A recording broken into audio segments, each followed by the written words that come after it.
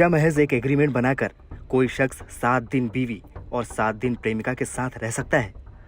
और क्या महज एक एग्रीमेंट के आधार पर उस शख्स को प्रेमिका के रेप और दुष्कर्म के आरोपों से बरी किया जा सकता है? शादी, इश्क और एग्रीमेंट की एक ऐसी ही दिलचस्प कहानी इंदौर में सामने आई है, जहां कोर्ट ने एक एग्रीमेंट की वजह से आरोपी को दोषमुक्त कर दिया है।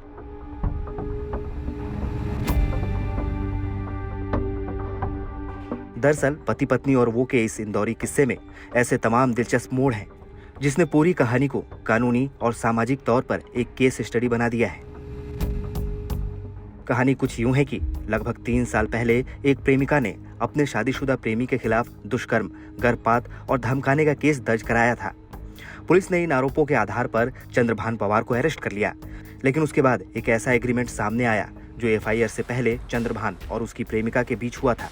इस एग्रीमेंट के मुताबिक चंद्रभान ने पहले ही अपनी प्रेमिका को लिखकर दे दिया था कि वो 7 दिन पत्नी और 7 दिन उसके साथ रहेगा, लेकिन बाद में दोनों के बीच अनबन हुई और प्रेमिका ने चंद्रभान के खिलाफ दुष्कर्म, गर्भपात और धमकाने का केस दर्ज करा दिया। लेकिन जब अदालत में ये मामला गया तो कोर्ट ने उस एग्रीमेंट को संज्ञान में लिया जो दोनों के बीच हुआ था।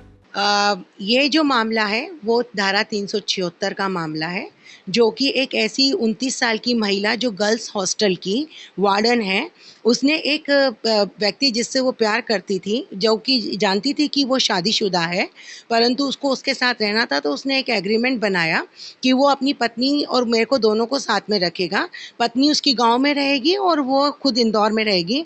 जब भी कभी आरोपी चंद्रभान को अपनी पत्नी से मिलने जाना है तो वो उससे मिलने के लिए 7 दिन के लिए जा सकता है, जिसमें वो ये भी लिखा था कि अगर चाहे तो 7 दिन वो उसके साथ जा सकती है, पर इससे ज़्यादा दिन वो नहीं जाए और वो उसके पास वापस आके उसको वो समक्ष अधिकार देगा, बस शादी नहीं करेगा और इसे राजी मर्जी से वो दोनों साथ में रहेंगे। ऐसा एक एग्रीमेंट उन्होंने किया था और इस एग्रीमेंट में ये था कि अगर कोई भी इसमें कोई ब्रीच ऑफ ट्रस्ट करता है तो वो कोई भी विधिक कार्रवाई कर सकता है। कोर्ट में सुनवाई के दौरान 2 दलीलें पेश की गई। उसके मुताबिक प्रेमिका की ओर से एफआईआर कराने से पहले ही प्रेमी प्रेमिका के बीच 15 जून 2021 को एग्रीमेंट हो चुका था। इसी एग्रीमेंट को सबूत के तौर पर कोर्ट में पेश किया गया। एग्रीमेंट में ये बात भी साफ तौर पर लिखी गई थी कि प्रेमी शादीशुदा है और युवती को जानता है।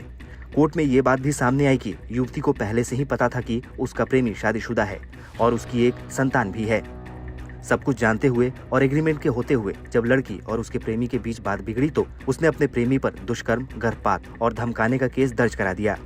ऐसा तो कोई कानून है नहीं जहाँ पे इस तरीके का कोई एग्रीमेंट बने, पर जब 2 लोग जो कि बालिग हैं आपसी सहमति से कुछ भी एग्रीमेंट बना सकते हैं, उसके लिए किसी को रोका नहीं जा सकता है। तो और ना तो ये कानून में इसकी मान्यता है, पर ये दोनों की आपस की एक तरीके से वो राजी मर्जी या वो समझौता बोल सकते हैं। शादी, इश्क और एग्रीमेंट की इस कहानी के ऐसे कई पहलू हैं जो थोड़े पेचीदा हैं।